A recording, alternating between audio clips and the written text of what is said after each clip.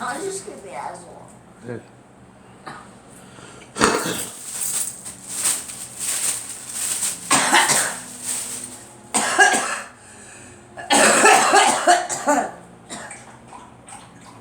What'd you do it for?